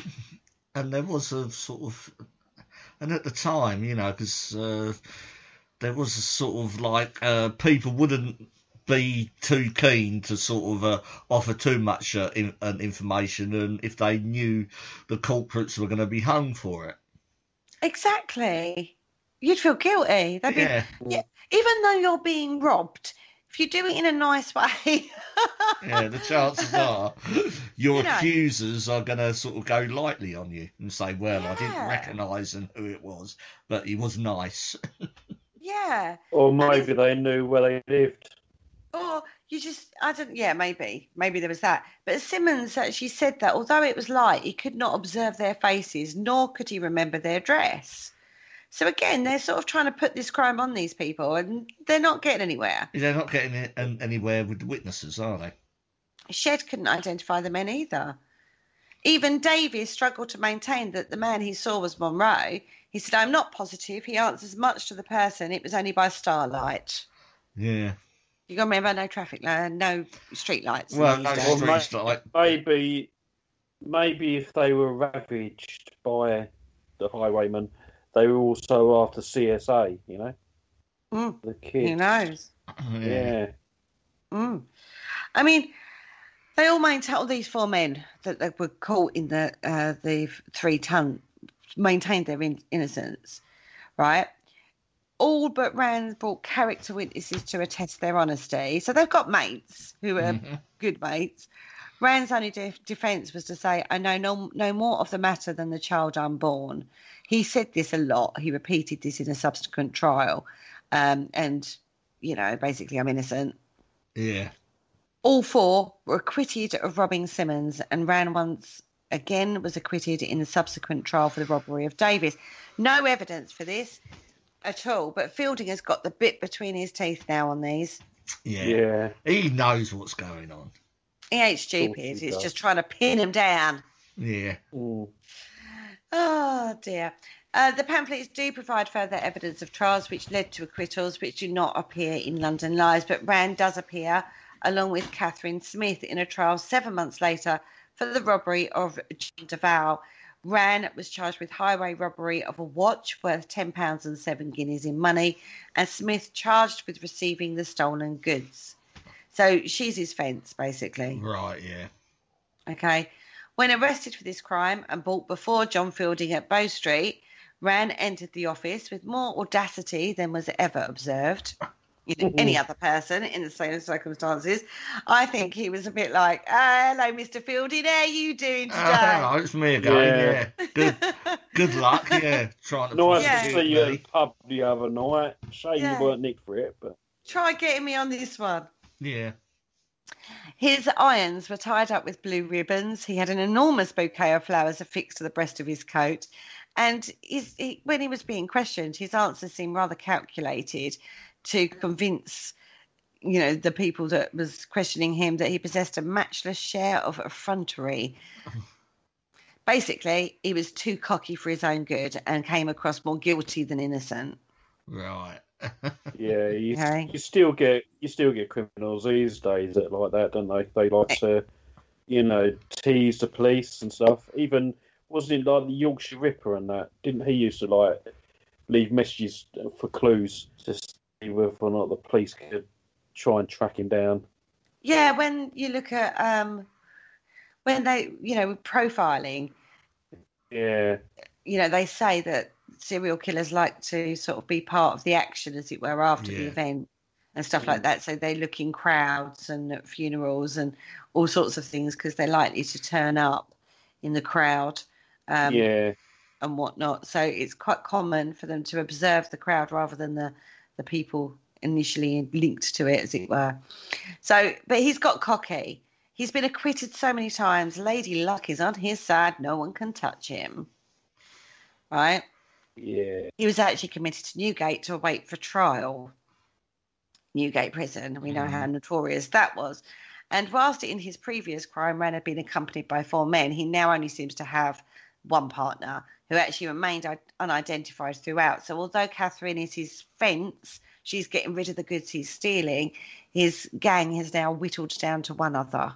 Yeah, just him and one accomplice, yeah. Okay. Now, Duval testified that on Saturday, May the 21st at around 9 p.m, somewhere around the 9-mile marker between the city and Hounslow, he was accosted by 2 horsemen. He gave one man 7 guineas, the other his watch. But it was so dark, I could not distinguish even the colour of their clothes. Right. Following the robbery... Well, again, if he's done it in a nice way, Duval's probably thinking, oh, God, you know. Yeah. Following the robbery, Duval had his watchmaker, John Alam, advertise the missing watch with a reward of 4 guineas for its safe return. And a woman named Eleanor Roach, identified in other accounts as one of his mistresses, brought La Roche, remember? Yeah. Yeah, the Bond villain. She bought the watch into Alam's shop, and as was proved in court, it had the same number on the back as the receipt that Duval possessed. Right. So she got caught doing the old passing it along. Yeah. Roach explained how she obtained the watch and in doing so indicted that Rann was responsible for the theft. She stated that she had been at Catherine's the night the crime had occurred. On that night, see, Catherine and Roach are sort of like, one's his girlfriend, one's his... Bit on the side, yeah. Bit on the side. But they're all it's all like quite incestuous, should I say. She'd been at Catherine's the night the crime had occurred. On that night, Catherine told Roche that Jack had gone out upon the road to get her some money. Roche acknowledged to the court that she understood that this meant Rann was out stealing, right? Because that's what he does, right? Yeah, and there's no ATM machines at that period of time. No. With her interview with Sampson right before the trial, she had been far more explicit, saying that she was told he was gone out to rob on the highway. So she changes her account a little. Right. She told the court that Rann returned by coach at about 10 o'clock and ran up to Smith's bedroom, gave her the watch and 5 guineas. That's what happened, right? Mm-hmm. Yeah. Rann was arrested. Smith's lodgings were searched by John Fielding's runners, and to avoid the watch being found, Smith handed it to Roach, who was hiding the watch under a cushion. Didn't search it very well then, did you, boys? No. They didn't spin the joint. Yeah. Roach was actually quite angry at Smith for giving her the watch since it had been found. She might have been brought into danger.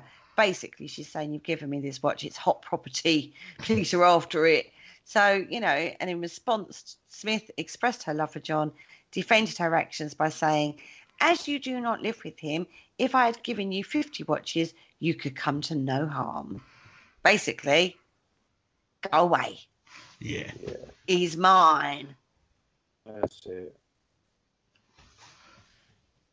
So, Cool. After John arrived that evening, Roach left the house with the watch and then took it to Alam's shop. Stupid girl.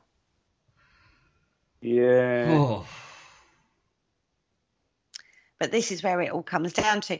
Now, the trial itself all comes down to Roach's testimony, which was portrayed as being motivated by ill will she felt towards both John and Catherine.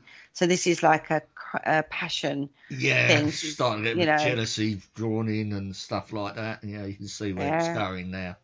Hell hath no fury than a woman scorned. Yeah, and that's going to be his undoing, surely. That was the defence that Rann used successfully to prove his innocence. He stated he had known Roche for a long time and argued that she probably acted out of malice, as she often had applied to me to take her. I had refused. Ooh. I don't think he did. No. He said he had sometimes let her have things. I gave her some shoes, and he finished his defence by concluding, it is all out of revenge because I would not keep her. Oh, dearie me, yeah. Spite in the face of the other one, wasn't it? Yeah. Yeah, Smith and Rann have joined ranks big time against Roche on this one. Now, Smith claimed that she received the watch in payment from an unnamed gentleman she had met in the Strand. The gentleman took her to a tavern and, having no money to pay, left the watch in her care until he came back with money. She claimed that Roach had extorted it from my maid with whom I left it in case the gentleman called for it. So they're taking responsibility out of this and putting this on an unnamed stranger in some pub that she'd met. One wonders if she may have been a prostitute. Yeah. And basically paid her by giving her a watch. Yeah. That's what they said. Now, both of these defences worked. Rann and Smith were both acquitted. Rann played to the gallery throughout this. He cultivated a growing reputation for his behaviour. According to one pamphlet, he came into court adorned with blue ribbons, an enormous bouquet of flowers underneath his coat. He's very flamboyant. He knows what he's doing. Yeah. And everyone's saying I kind of think it's probably more what Roche has said. She's in on this gang of fencing, got jealous, got told that she weren't nothing to the man she loved and wanted to bring them both down. I think that's probably a true reflection. He did the crime. She got the watch defence, decided that if I can't have you, nobody can have you. Yes. Kind of moment. Now, this is, again, acquitted. Okay, again. His confidence is very much on the boost there, isn't it? He's got to come across as soon. He began to boast about his crimes and say, I have so much money, I shall spend that, and then I shan't last long. He actually predicted his own death before Christmas. Right. 2 or 3 days after that acquittal, he was on Bow Street trying to climb into the window of an unnamed woman. In doing so, he attracted the attention of a watchman who seized him and delivered him to guess who? Mr. Fielding? It was Sir John Fielding. I bet Fielding is like, I'm going to get him. I'm going to get him. I've got him now. Yeah. The unnamed woman came forth in his defence, saying that he could not be charged if he was only trying to get into a place where he knew he'd be a welcomed guest. He would have readily gained admission had she not unluckily fell asleep. So basically, she's saying he climbed in the window because I didn't open the door. Yeah, sort of like you drunk and stop out, you can stay out all night then. I know, but this is an unnamed woman, so this is another woman. Yeah, well. Poor old Catherine. The Sunday following... Maybe he was a good-looking bloke, and all these women thought, oh, if he does get in, well, hey. Maybe he made them laugh. Probably, yeah. His flamboyancy. Sometimes you don't need to have good looks, do you? You have to have charisma. And it sounds like he has bucket loads of charisma. Mm. He reminds me, actually, of the Scarlet Pimpernel. Ah, I see, yeah. They see him here, they see him there. He frequents the boudoirs of many women. The Sunday following, Rann apparently appeared at Bagney Wells, which was a fashionable spa, dressed in a scarlet coat, tambour waistcoat, white silk stockings, laced hat, etc., etc., and declared publicly, "I am a highwayman," he said. He then got drunk and fought with local men. And then, apparently later, he found himself again in a debtor's prison, this time on Fleet Street, for the sum of £20 of unpaid bail money. He was visited by a great number of ladies with easy virtue. Oh, dear, prostitutes, Yeah. And soon after these visits, his debt was paid, and he sounds like a gigolo. Forget them being prostitutes; they were paying him. Yeah. Well, yeah, you know, he sounded like he was on a nice little earner, regardless of any sort of. He sounds like he didn't need to turn to robbery to make a income. All these women are quite happily paying for him to come out. Yeah. Charmer. He was regularly described as inverting notions of social order. On one occasion, he was in a public house on the Tottenham Court Road when 2 sheriff officers entered with a right against him. Rann was unable to pay the debt, but 2 of his friends offered 3 guineas and Rann gave him his watch instead. This came to more than the amount of debt, and Rann persuaded an officer to buy the company a bowl of punch with the surplus. Do you not mean a writ as opposed to a right? A writ, a right, whatever. A writ, yeah, a right, yeah. One of them, anyway.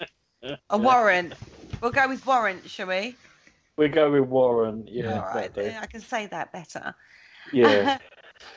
So again, you know, I've paid off this warrant. You've got more money than you needed, so buy me some punch. Buy me and my mates a bowl of punch, right? With what you've got extra. He accused the men of treating him in an ungentlemanly fashion, and after the officers left, he simply rode up the road, robbed a nobleman, replaced the lost sum. Right. That's how you do it, isn't it? That's how you do it. Yeah. Another occasion, he appeared at the races at Barnet, dressed like a sporting peer of the first rank. God, this man. He also apparently went to Tyburn in a coach and rode into the constable's ring, requesting that he might have a good view of what passed, because it was proper that I should be a spectator on this melancholy occasion. Oh, so he'd like to go and watch the executions as well. Oh, yeah. he was top proper gouging everybody. Yeah. But they can't pin anything on him. Yeah. Bless. Yeah, that's certainly how you do it. I know, right? This is one of those where the policemen go, they are oh, we're going to get him. We're going to get him. Yeah. Because he's cocky with it. Yeah, he's not making any friends, is he?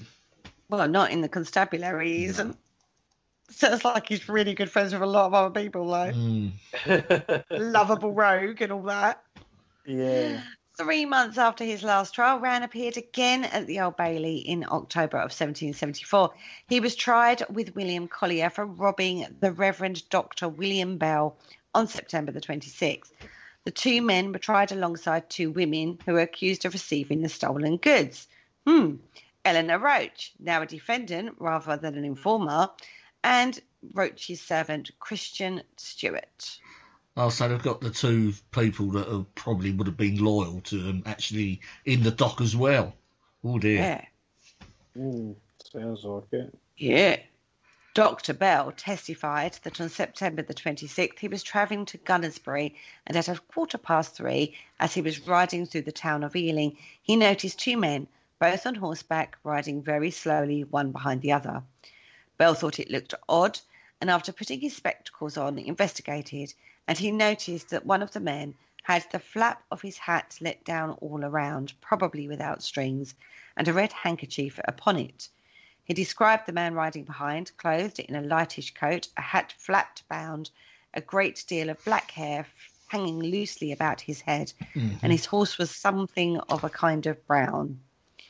And he also said that his boots were shorter than boots commonly are and very dirty. Now, we're talking about a man who is noticing details now. He is not vague now. No, he's, black hair, he's recognised sort of, sort of their attire and everything. He said that he didn't suspect that they were highwaymen. He thought there was something strange, but didn't suspect anything that nefarious. He rode on. About a quarter of a mile down the road, he heard the noise of the two horses. Then he found himself between the two horsemen, one of whom he instantly recognised as the man I passed first at Ealing Town. Right. The men then asked him for his money. Bell stated he was hesitant at first until one of them motioned towards a pistol and threatened, "I will blow your brains out." Bell searched his pocket, found he only had 18 pence. Right. But whilst looking, he held out his watch in the other hand. The men took both the money and the watch and then rode off. John Cordy, a pawnbroker from Berwick Street, testified the same day that Dr. Bell was robbed. Roach and Stewart came to his shop at about 8 or 9 p.m. and trying to pawn a watch. Cordy asked how they had acquired this watch, and they answered a gentleman left it with them. Cordy said that he could give the pair no money from the watch unless he saw the man. Cordy deliberately let the women go as he knew where they lived, and after they left, he went straight to Sir John Fielding's. Sir John Fielding rubbed his hands together with glee. Right, yes, call out to the constabulary. We're off. Yeah, there's a lot of grassing going on, isn't there? Oh, no honour amongst thieves. No. Cordy and some of Fielding's men went to Roach's house, where they held the two women until a constable came. They searched the house and found the watch. There's a lot of watches in this. Yeah. Which during the trial was confirmed as Bell's. They also found a pair of dirty boots. Oh, the boots. It was The boots. The dirty old boots. Now, this is the focus of the trial. This is the only way of linking the men with the stolen watch to the crime, right? The boots. Blanchfield Clark, one of Sir John Fielding's runners, had found the boots and stated during the trial that they were quite wet and dirty, as if they had been worn that day. Right. But the most crucial piece of evidence concerning the boots came from William Hill, who was a postboy of Princess Amelia. Hills first gave his evidence in an information on the 5th of October, when he said he was in Acton on the day of the robbery and saw John Rann riding through with another man at about 10 minutes past 3. During the trial, Hill was asked if the other man was Collier. Hill was unsure. He said, "I did not take particular notice of their clothes. I know Rann by sight very well." Right. When asked about the boots, he said their boots were very dirty. One of their boots was rather shorter than the other, and that confirmed Dr. Hill's further earlier evidence. Right. So. Bang to rights. Yes. Yeah. It does sound like it, doesn't it? All on the boots. All on a pair of boots. Mm-hmm. Yeah. Another man testified for the prosecution was a guy called William Halliburton, who was another of Fielding's men, who he had stayed at Roach's house after the others had returned to Bow Street. At about 10:15, Rann and Collier came back to Roach's house, only to be caught and tied up by Halliburton, who had been waiting for them. So it then links them to the house. Yes. Where the boots were. Mm-hmm. Now, in previous crimes, Rann had escaped through the absence of identification. Now, Fielding had deliberately invited Dr. Bell to Bow Street 3 days after the crime to identify the men. During the trial, Bell was asked 4 times if he believed Rann and Collier were the men who robbed him. Bell was sure that Rann had robbed him, but less so of Collier. Mm. Right, he said, I would hardly, from the nature of things, say it can be so equally clear, but the remarkableness of the person of William Collier is so very great that I think myself very clear. Right. The final piece of evidence against Rann came from Hannah Craggs, who lived in the same house as Roach and Stewart. Now, Craggs gave information before the trial. This is recorded in the Old Bailey Sessions papers. Craggs stated that the morning of the robbery, she let Collier into the house. She also saw Roach bring 2 horses outside the house at about 11 or 12. She saw a man. She identified him as Rann, paid for the horses. Craggs also was asked to describe the appearance of Collier and Rann on the day. Though she did not remember the former, she said the latter was dressed in reddish-coloured clothes. It's all coming together now, isn't it? It certainly is. He's on the downward spiral. Yeah. She was asked about the colour of the horses, and though she was not quite as confident, she stated that one seemed of a blackish colour, the other rather brown. Matched Dr. Bell's testimony. Yes. During the trial, Rann appears very flamboyant again. He wore a new coat and a waistcoat of pea green cloth. He was so confident of his acquittal, he began to organise entertainment for himself and his associates after the trial. Once again, he starts his defence by saying, I know no more of it than a child does unborn. Right.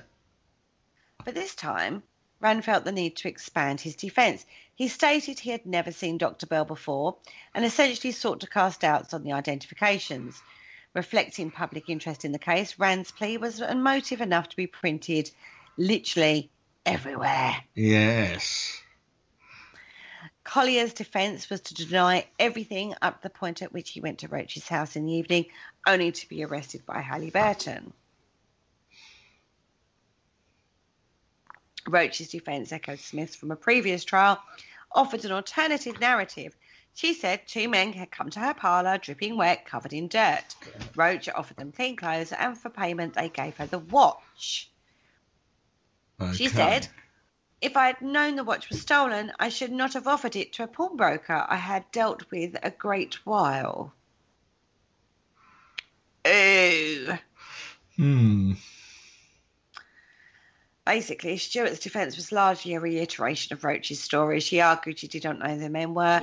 She went with Roach to pawn the watch only because she was a good servant. Right. So they're all sort of like denial. They're trying to distance themselves from one another, aren't they? Yeah, exactly. They're trying to save themselves. Exactly. Stewart's defence was actually the only successful one. She was acquitted. Both Rann and Collier were both found guilty of highway robbery, sentenced to death. Unlike Rann, Collier was recommended for a royal pardon. Roach was actually sentenced to 14 years transportation, and in December was sent to America on the Justicia. Whatever ship that's called. Yeah, whatever ship that is, yeah. One pamphlet claims that following his conviction, Rann became penitent and regretful of his life of crime. Another said that his behaviour didn't change after the sentence. Whilst in Newgate, not less than 7 girls pined with him. The company was very cheerful. Mm-hmm. And Rann was described as insensible to the dreadful situation his crimes had brought him into. So, you know, he was quite happy to the end by the sounds of it. Yeah. Mm-hmm. Yeah. Rann was actually executed on the 7th of December 1774. So LaRoche, the spurned lover, ends up in America. Yeah. Collier was pardoned and Rann was executed. Right. So, yeah. Luck ran out, I feel. Yeah, sounds like it. The case actually, you know, attracted a lot of public attention. There were 2 portraits of him published as well as 3 pamphlets. In one print, he's depicted as young with curly hair, fashionably dressed, wearing a shirt with a ruffled sleeves and a neckcloth. You know, he's got this, again, he's a lovable rogue, right? Yeah. Yes, he certainly comes across as that, doesn't he? I mean, you know, sort of like he's relatively well known, and people just sort of, I can imagine, you know, we've probably all known people like this, and you think, oh Christ, and he's been up to this again, and have a little chuckle about it. Mm-hmm. Yeah, he's that kind of character. Yeah. And it sounds like they weren't particularly violent. They just did a lot of robbery. Yeah, they just committed a lot of robberies, yeah. The Ordinary of Newgate, John Villay, described him as a straight of a genteel character and making a very handsome appearance. He did stop short of calling him a gentleman. Right. Oh. James Boswell called him a fop, implying that his behaviour was effeminate and pretentious. Mm-hmm. Okay. So you can see why the ladies liked him. Yeah.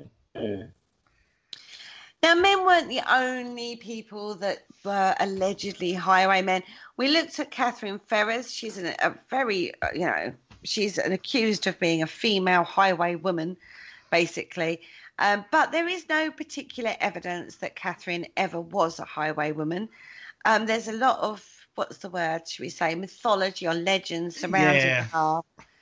Apparently, she donned men's clothing, became a highwaywoman. You know, she did this in the company of a lowborn lover. And while she was committing one of her crimes, she was shot and rode home, basically, and died of her wounds on the steps of the family home in Markyate. But when we looked into Catherine, what did we find out, Richard? Well, she was born into wealth anyway, and there didn't seem to be any particular sort of reason for her to actually sort of go into highway robbery. I mean, it is, yeah, she's certainly an odd one. I mean, although she crops up, I mean, I certainly don't believe the story. No, what happens basically is her family all die and she's left. She marries somebody else who whittles away the family fortune and sells actually Marryate house, which her family owned, I believe it was. And, you know, during this period in time, they reckon she took to highwaywomanship, as it were. But there's no evidence of that. There's no evidence whatsoever, you know. There's not even any anecdotal sort of evidence. I mean, I don't know quite how this story has made it into the canon of highway robberies and, you know, of great highwaymen. I mean, her family has definitely had property at Markyate. Yeah. But she probably never lived there, certainly wasn't a resident at the time of her death. This is where she's supposed to have gone to have died on the steps of. But again, even that, there was varying accounts of it. One say that she went up to the bedroom and died in her bedroom of her wounds that she had, you know, shot wounds that she got while she was doing a highway robbery. Another say she died on the steps. But her family didn't own the house. That had been sold a few years before. Yeah. So she wouldn't have gone there anyway. That's right. There seems to be a lot of sort of inconsistencies in the story. You know. Yeah, I don't know quite what to make of it. Isn't the whole mythology that she was a highwaywoman attributed to a book, though? Yeah. Because there's a lot of that sort of thing going on, especially with like what's the other one? It's a place down in Cornwall, Devon. The inn. Jamaica Inn, yeah. Because the that Daphne was du Maurier, yeah. Yeah, that was all associated with the book. Obviously, the ghost story is associated with the book. So, yeah, I would have thought it'd be something like that. Well, the historical novelist Magdalene King Hall came across the story of Catherine and actually adapted it for her novel Life and Death of the Wicked Lady Skelton. That was published in 1944. Now, this is where the historical Catherine Ferris becomes Barbara Skelton, and that's where the bare bones of this legend are embellished and make her into something she never really was. Historical fact doesn't back it up at all. But people say that she is one of the most notorious highway women in that area at the time. I mean, again, we've got films about this, released in 1945. There was a film, it was the highest grossing film at the British box office in 1946. There was another film made in 1983 starring Faye Dunaway and Alan Bates about this story. So, it becomes settled in your psyche, doesn't it, about this infamous highway woman who, tragically dies after being poorly treated by her husband. She then takes to highway womanship and gets shot in these endeavours. Yeah, there's certainly a lot of material there for a novelist to write a good old-fashioned Argus saga, isn't there? Yeah, gotta love them, right? An Argus saga. To come up with these terms.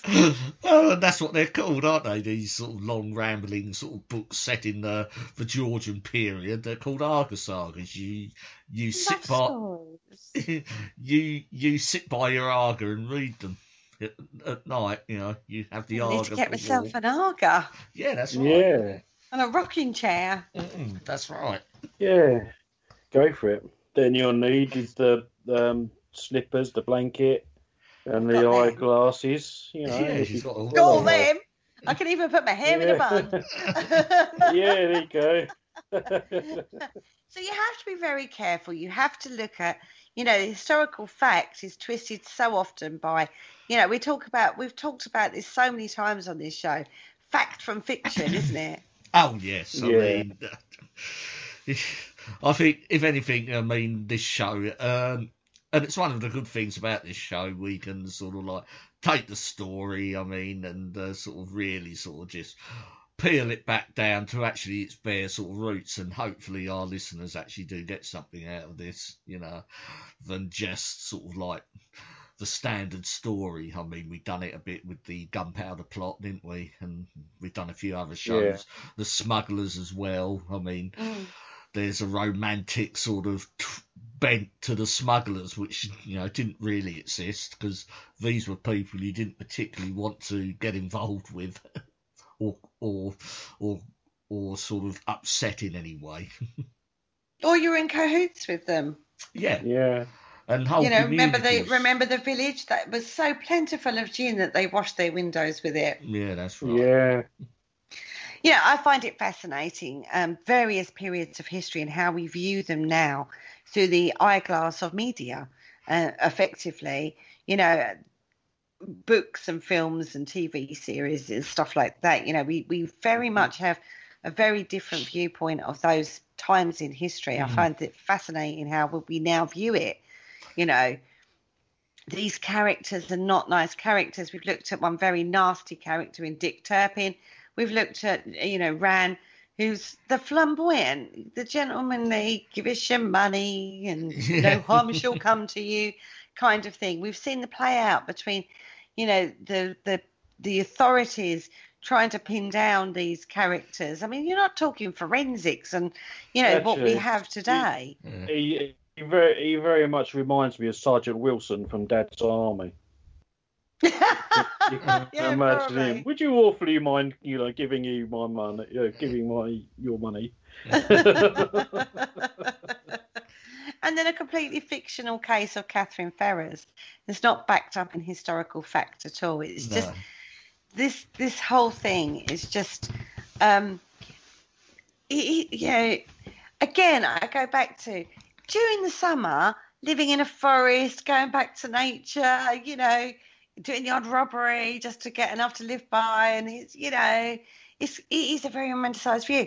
Imagine doing that in the winter. Yeah.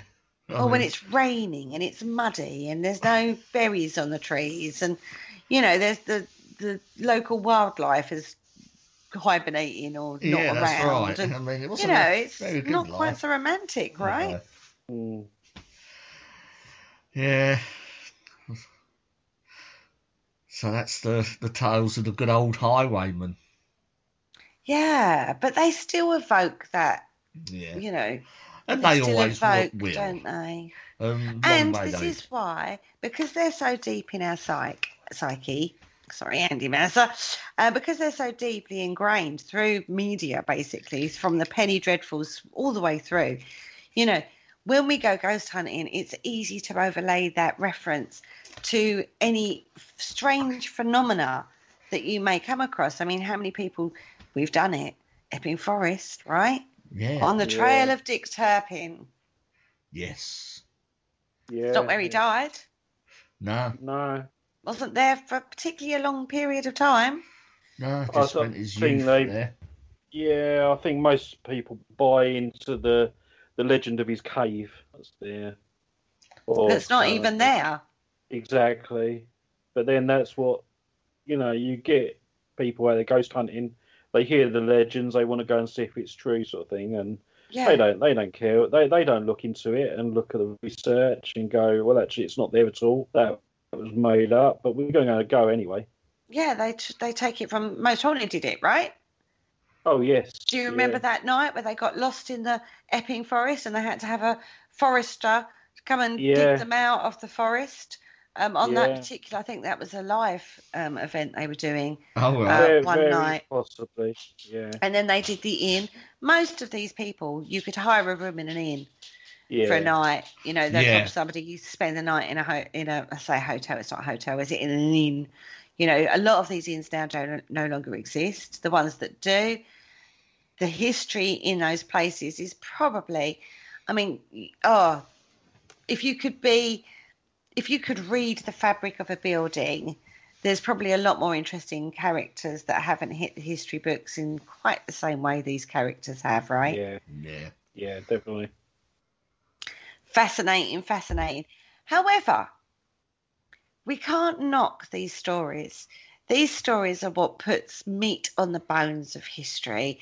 Although it's not particularly accurate what we're fed, it's kind of the reasons why we do things. Of course it is. Of course it is. I mean, who doesn't like a good sort of story? I mean, we like them today just as much as people did back then. I agree. Yeah. I agree with that. Absolutely. The thought of a woman scorned by her, mistreated by her husband, and then takes to the roads with her low lover to recruit. Oh, that's brilliant. Yeah, it's good. Perfect. It's just amazing. You can't knock it. I mean, when we did Epping Forest, we tended to, we was actually more in the craze area, the gangland of that era, the 1960s era. A lot of nefarious things took place in the certain area of the forest in regard to gangland murders and stuff like that. And that's why we were actually in the forest that particular night. We was looking for ghostly occurrences and strange, weird wonders of EVPs and whatnot to do with that. And that was very interesting. It was very interesting. But straight away in the group we were in, somebody brought Dick Turpin up. Yeah. Now, the Epping Forest is massive. Well, yeah, it is a large piece of forest land. Yeah, it sort of borders each side of a road that cuts through the middle, isn't it? Yeah, Well, it's massive. It's massive now, but back in the day, it would have been even bigger. Yeah, exactly. So the area we were in was actually not an area that would have been frequented anyway. But straight away, Epping Forest, he is very much like the modern, nowadays, people view him very much as like people go, oh, he wasn't a very nice character. He wasn't a nice character. We're not just talking like a little bit naughty. We're talking nasty, violent, didn't care at all. There was no compassion, no empathy. Whereas John Rann, he's the complete opposite in character. Definitely, yeah. You know, where you've got these two different things. This is born out of a political and social situation that people were thrust into from the Civil War going forward. It only lasted about 200 years. Yes. This Highwaymen thing. It's, again, it's only a couple of 100 years that this went on for. It wasn't an extended period of time. Yeah, it's when government became more centralised and stuff, and sort of like the rise of the police force and stuff like that really did put the death nail on the sort of era of the Highwaymen.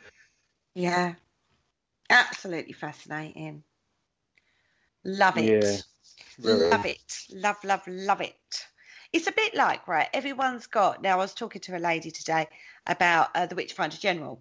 Right. And, again, a lot of misconceptions about that character. Oh, yeah, sort of Matthew Hopkins, yes. Yeah, a lot of misconceptions about him, and a lot are not known. When you're looking at old pamphlets, old court scan scripts, you're looking at, when you go and try and research in depth and find historical fact, sometimes there's massive gaps in, records that you can go to at the records office. You can find a lot out. Don't get me wrong, there's still a lot of gems out there to be researched and found, but there are massive gaps, aren't there? Yeah, but particularly around the case of Matthew Hopkins, yes. His sort of notoriety and stuff is sort of quite embellished, because there is actually not a lot actually written about him, which is the odd thing, but quite a lot spoken about him. Yeah, reputation. Again, isn't it?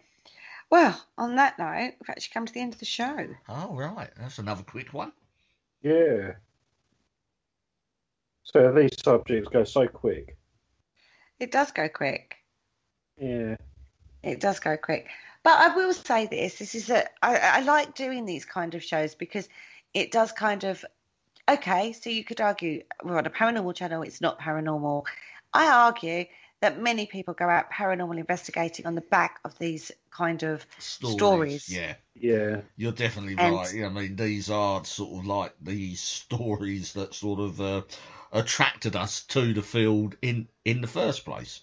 Exactly. And they deserve to be sort of retold from time to time, just to make sure. Reminder. Yeah, it's a nice little reminder. And isn't knowledge power? Well, at the end of the day, of course it is. So if you're out in the field and you're out on the trail of Dick Turpin, for example, then you know the story. You know then if what's coming through on your spirit box or your app or whatever it is that you're doing, that you may not actually be talking to Dick himself. You may be talking to somebody different, and not to blinker yourself into the belief that what you're getting is purely Dick Turpin. There's no references, no actual proof that Dick Turpin is haunting in it everywhere. Anywhere, should I say. There are encounters of people reporting ghostly apparitions of what you would class as a possible highwayman, but there's a big broader spectrum out there beyond the highwayman scenario. Yeah. So don't get blinkered into it, is what I would say. Definitely. Even down to Black Bess. I was shocked at that when I found that out. Good old Black Bess. Good old Black Bess, no historical reference at all. Yeah. He owned a horse called Black Bess. I didn't know that. No, I didn't. I always thought his horse was Black Bess. Yeah. Well, that's because that's what the history books tell. Oh, not the history books, the pamphlets and the penny dreadfuls and the stories that we're told about him. It's fascinating. Absolutely fascinating. I don't want to take away the the joy of these stories. I think they're brilliant. You know, I love the story of Dick Turpin. I don't like the character, but I like the story of him. I still like the thought that he's rode, should I say, from London to York on one failed stint on a horse and scaled the walls of York. After all that riding, she managed to scale. I love the idea that a horse could do that. It can't. Physically impossible for it to do. If you've seen the walls of York, you'll understand what I'm saying on that one. And you only have to watch the Horse of the Year at Olympia that they do to realise that that's just not a possibility. But it's a great story. But take it for what it is. And if you're going to go and do paranormal researching, then at least do the research behind it. Yeah. Before you jump to the assumption. Yeah, that's the least you can do. Yeah. Right. Any news? We have a new blog up on the website, www.paranormalconcept.com. Oh, great. And they can go and listen to all our past shows, which are up there. Yes. And plus our 2 publications. What was it? The Book of Parasearch and our latest, which is Paranormal Concept Extra. Yeah. So, you know, if you want something to read, go over there and you will be taken over to Amazon, I believe. Is that right, Paul? Yes, that's correct. Yeah. For all other shows, check out Spreaker, Paranormal UK Radio, and you will find a plethora of different shows all about the paranormal, the UFO, cryptozoology, supernatural, occult. Oh, goodness me, a whole beautiful mixed bag of paranormal content for you to digest, quite frankly. Over there on the whole channel, but obviously we're the best, right? Right, of course we are. Oh, definitely. Yeah, we are the best. A lot of people think so we go with that. Oh my God, and we're now hitting the John Rann kind of arrogance. Love it. Right, on that note, we shall bid you a farewell. We will be back next Tuesday. Go over onto the socials. Paranormal Concept on Facebook. We will be releasing a competition this week to win a copy of said book. So go over there. Don't forget, if you like what you hear, share it with your friends and spread the word.